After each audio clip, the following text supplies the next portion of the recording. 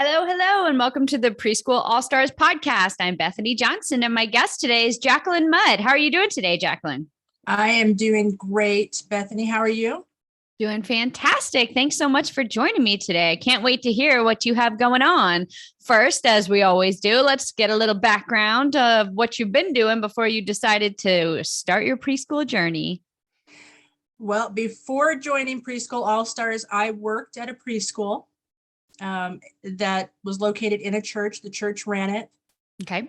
And then right before COVID hit, they asked me to take it over, which was not too scary because I'd already been helping, the director and everything. Okay. But how long had you worked there for?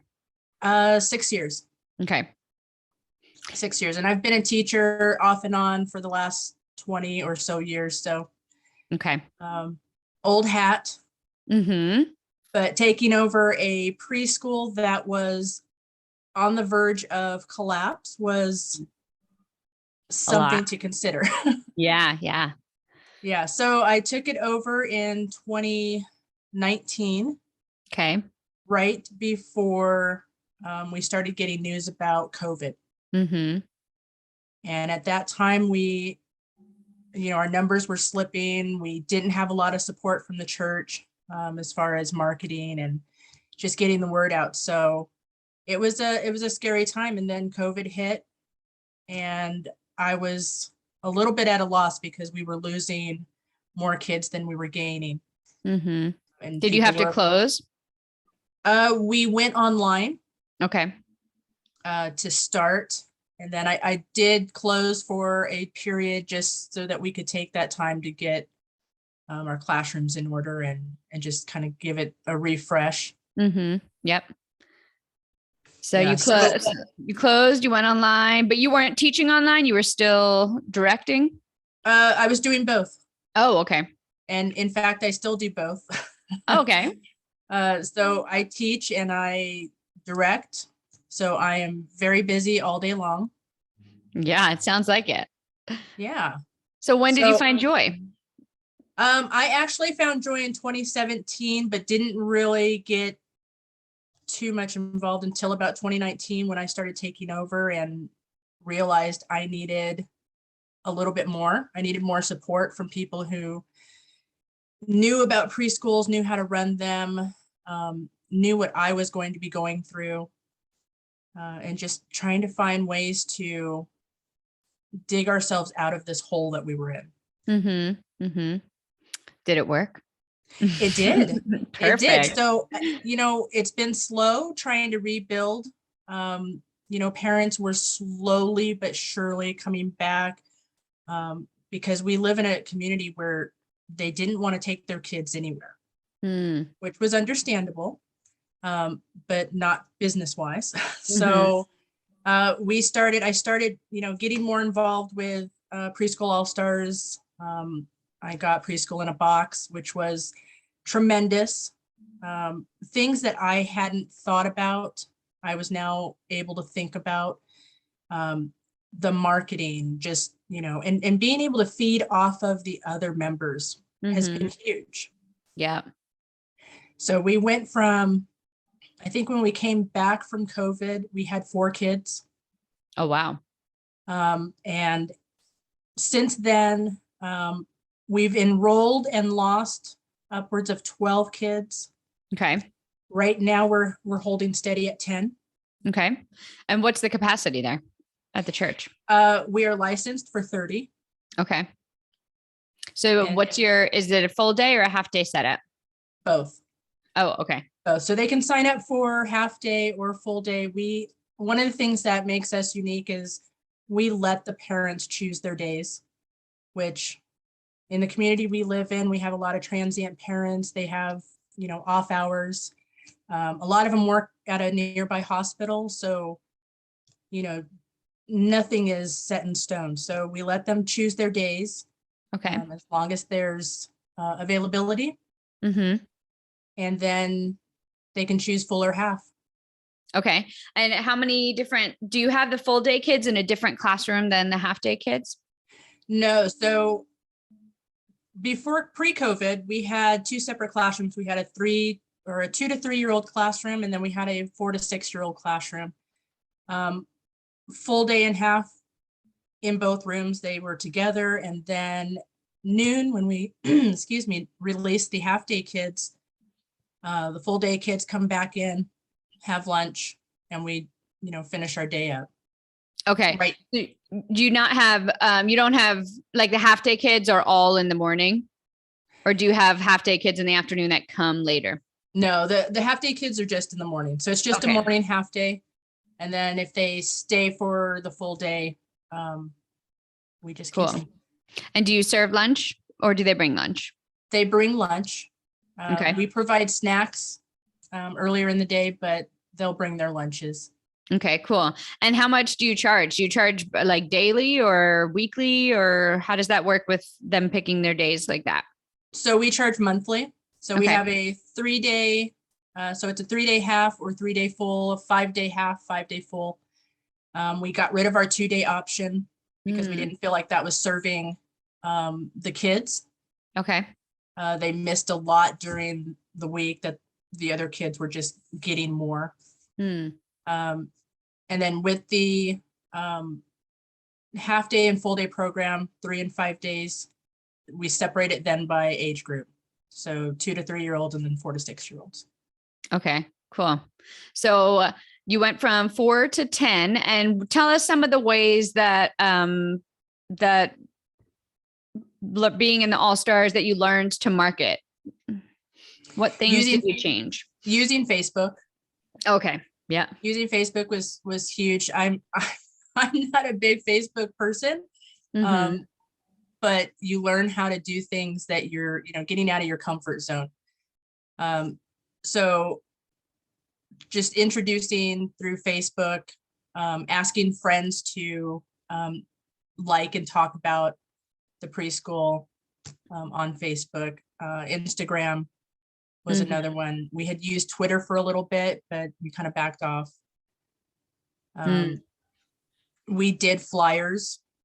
I personally walked around the neighborhood handing out flyers to the neighbors, which brought in a lot of interest. And we're starting to see more of that interest, like just people coming from, oh, I got that flyer from you. Oh, good. So that was really cool. The one thing that I didn't do was the founding families script, just because we were already pretty much established. Yep. We're talking about doing it in some capacity for the upcoming school year. So we'll see how that goes. Yeah, that would be interesting to see how that would work, because if you're offering like a discount, then the families who are already there would be like, what? We're not getting a discount. So that's interesting to think about that way. Well, and I'm thinking, because we're right now in the process of a huge transition where a lot of our kids are moving, and so they won't be back. In fact, one of our kiddos just moved, which kind of bums me out, but so we're getting a lot of new families. Okay. Right, and getting a lot of new interest. So as I do tours, I'm thinking, man, maybe that founding family script, would be a good thing to start right now. Yeah, definitely. That is a good idea. If it's kind of like a fresh start, getting a lot of new people. Right. Awesome. What else do you think how else were you helped? What else did you learn to expand the business, or did you use the different curriculum? What else changed in your program after you found the All-Stars? Yeah. So Preschool in a Box was great. I loved Joy's book. And I got a lot out of, what other people were doing. So kind of tried to implement some little things here and there, knowing that we were established. We had been there since, I think 2013 is when we started. There was already an establishment, but it wasn't set in stone, and it certainly wasn't helping us grow. So I took the Preschool in a Box, the curriculum, which was great. It gave us a good foundation. So just taking that and bringing together all the standards that we have to use for licensing. Yeah. But just having that curriculum set, it was already set up. It was done for me. I didn't have to think, which is always nice. We could just go through it. And then just feeding off of, being able to ask questions in the Preschool All-Stars member group is huge. Yeah. Because, I don't always have the answers. And so if I can ask the question and, 50 people chime in, it has saved my butt on countless occasions when I'm trying to figure out, well, what am I going to do in this situation? Right. So tell me about the different hats you're wearing now. You said you're still teaching online and directing, and are you in the classroom in locally? What all is going on there? So it's a local, we're right now we're just doing local. Our last online kid moved, so we're kind of putting that on hold. We may add it again. Maybe. But you had a separate program that you've been doing this year since you opened back up? Yeah, so it was same curriculum we did in person, but there were some kids that just couldn't come. Okay. So parts of it were live and the rest of it was recorded. Okay. So we're local. We still operate within the church building. We're open at 8:30 to 3:30 Monday through Friday. I am in the classroom 5 days a week. In the mornings, I'm usually in there teaching. I take the lead teacher position unless I really don't feel like it, and then I let my other teacher teach. But I'm teaching, I'm directing. I also work for the church. Oh, okay. So I'm the business manager at the church, and I am always going. Taking care of whatever the church needs, but also the preschool. We just got through with our licensing visit. So that's always fun when licensing comes to I know. I'm going through my renewal right now. So now I just have to wait. For every knock at the door. Is it dead? Right? Yeah. And I'm like, a year. And nobody's coordinated. I need the fire department out to check on things. And oh yeah. And you never know when. Yeah.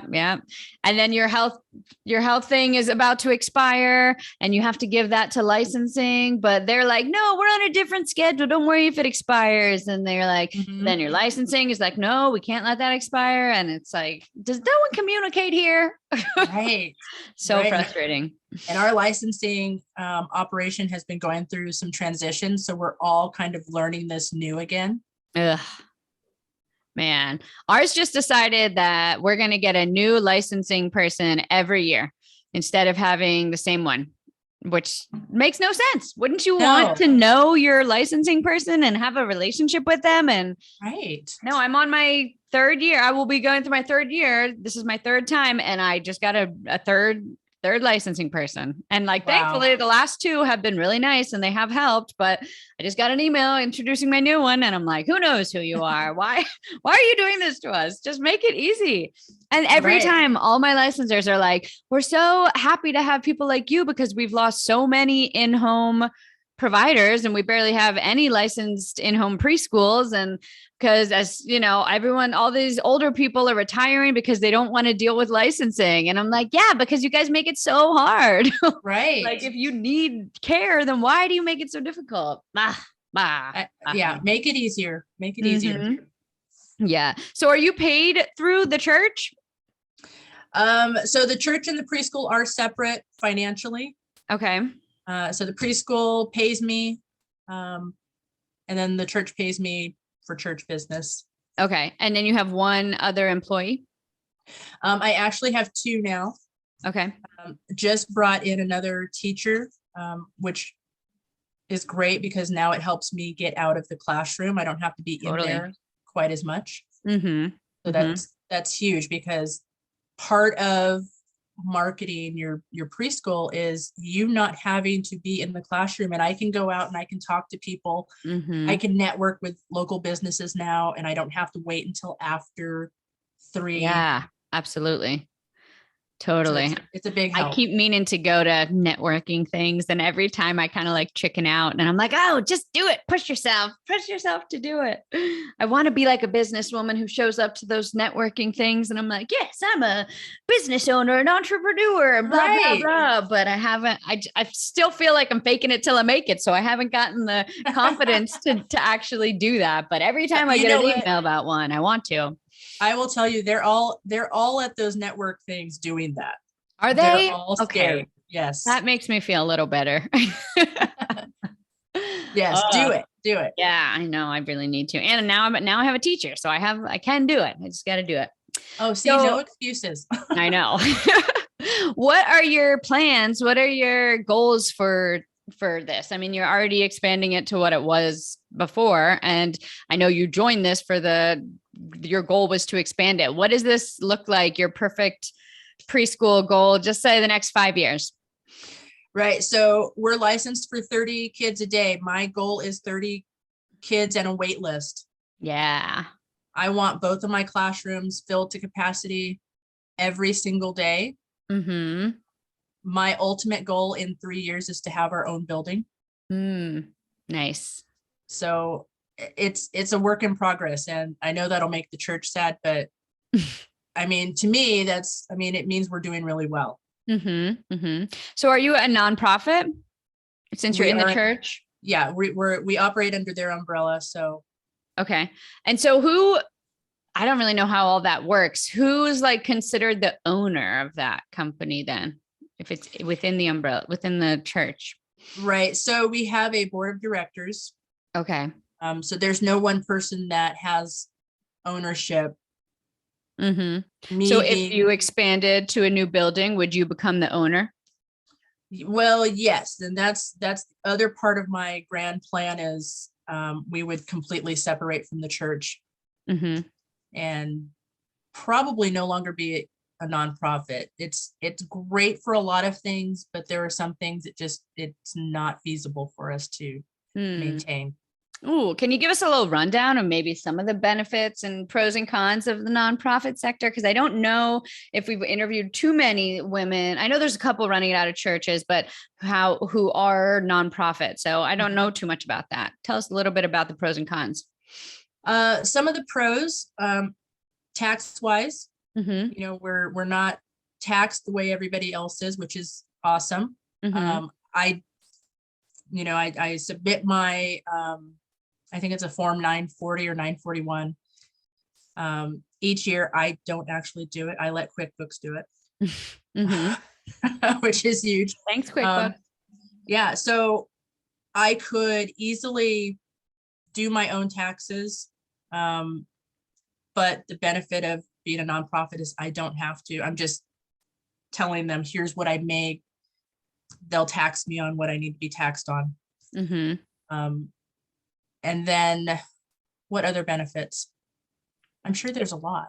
Is there like a certain amount that you can make as a nonprofit, or that to be considered a nonprofit? And like, how does that change? What changes it from nonprofit to profit status? So the nonprofit profit difference is we are not making, so like I'm not being paid and I can't take this exorbitant amount of money, right? For profit, I can pay myself whatever I want. And it's all mine, and, can almost do whatever I want. Nonprofits, it really means what it says. You're not there to make a profit off of this business. You're not using it to make a profit on the side. Right. So when we get donations, we're not just taking those donations for ourselves. It is specifically for the business. Okay.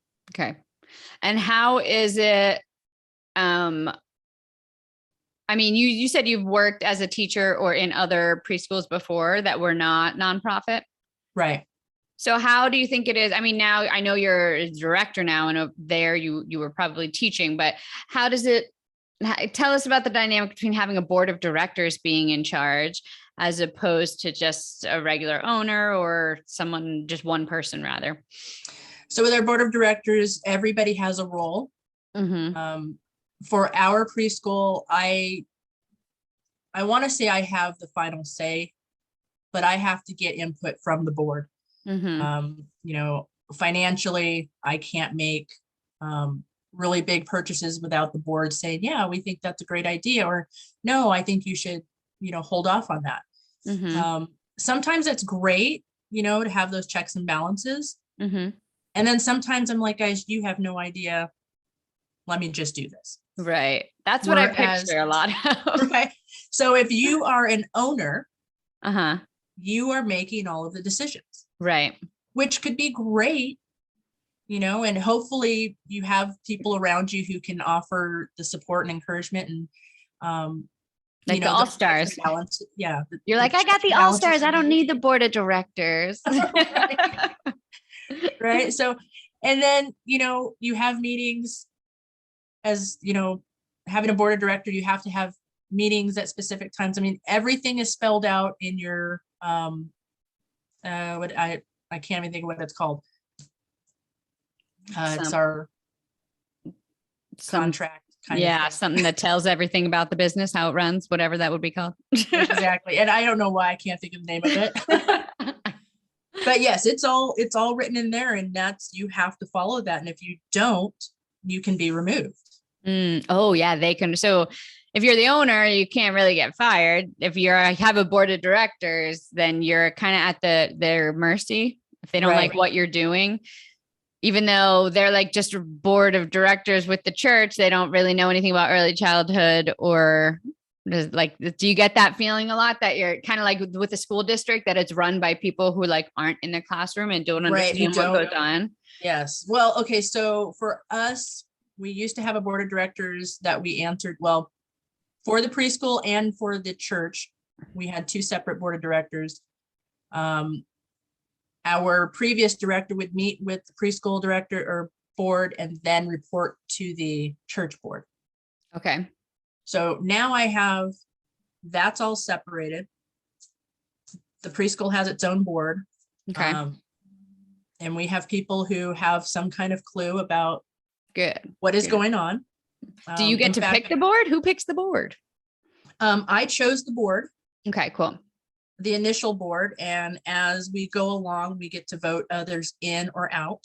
Ooh, oh my gosh. I feel like this is like a reality show, like preschool board of directors. You're in. You're in. Fired.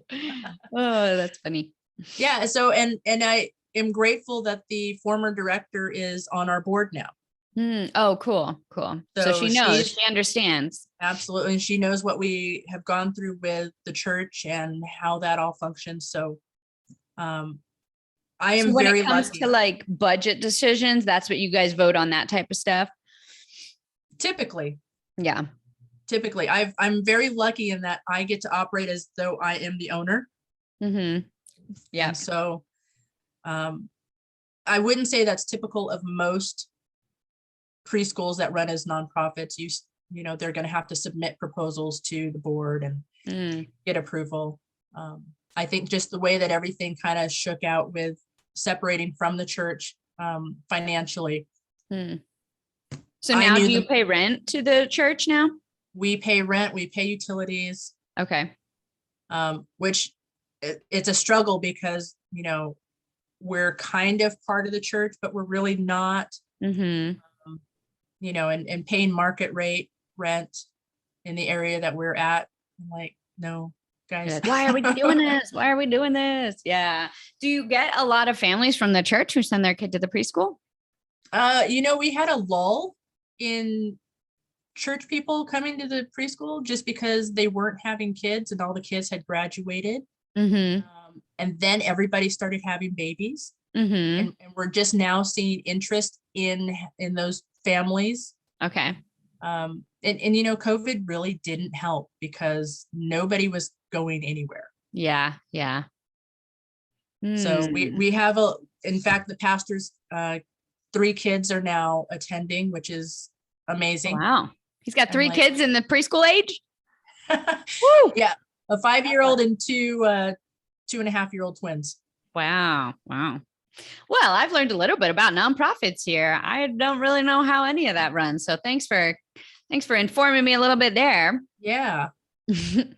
So what would you say to any other women who are kind of in your situation where they may have taken over something and they're just looking to expand it or looking for new marketing strategies, not sure if this is the way to go? What would you say to encourage them if they're feeling discouraged? I would say hang in there.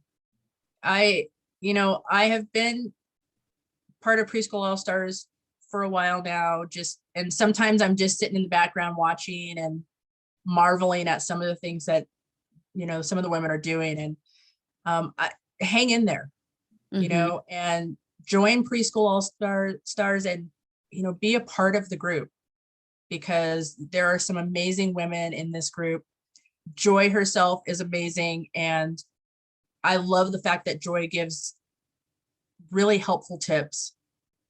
And if you just follow that path, they're doing the 7-day or the 7 kids in 7 days challenge right now. I know. I've been looking at everyone. I'm like, oh, look at all these ladies. I got some cool ideas. I'm like, just do it. Just do it. See where you land and then move forward. We're all in the same boat. And I feel we're all in the same boat, regardless of where we started. It is not easy for any of us, especially COVID, taking a huge chunk away from us, and everything's changed. Yeah. And we just have to be patient and change with the times. And it's not a quick fix. You're not going to get rich quick. You really have to love what you're about to get going. Yeah, totally. It's a lot of work. But it's doable. Absolutely. It is very doable. And if you get Preschool in a Box, guys, it's less work. All right there. Yeah. Yeah, totally. Most of that work has been done for you. So absolutely. I would just say, stick with it. Ask for help. Yep. You got what? I don't even know how many hundreds of women are in the All Stars there to help. Right. Many hundreds, always there to jump on and answer questions. Absolutely. Well, thank you so much for talking to me and educating me on nonprofits. And I wish you the best of luck in separating from that nonprofit, maybe if that's in your future, or just building the program you have to fill it up. I appreciate that. Thank you, Bethany. I appreciate you having me on. Of course. We love hearing all these stories.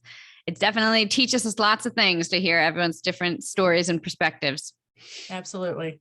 So we appreciate it all. Thank you so much. And you have a great night. If you'd like to have a success story just like that one, I invite you to join our Preschool All Stars. It's my exclusive membership community where you'll get mentorship from me with weekly Q&A lives, support and guidance and friendship from hundreds of women on the exact same journey as you, starting, running, and growing their preschools, and my exclusive access to Preschool University, every training and done-for-you file that you'll need for every milestone on your journey to help you start, run, and grow your preschool. We've all been there, and we've got the exact same steps that you need to go through, but we do it all very quickly so that you don't have to waste time or money doing the wrong things at the wrong time. We'd love for you to join our Preschool All-Stars membership. Just go to preschoolallstars.com or click the link in the description to immediately jump into Preschool All-Stars. Again, go to preschoolallstars.com and we'll see you there.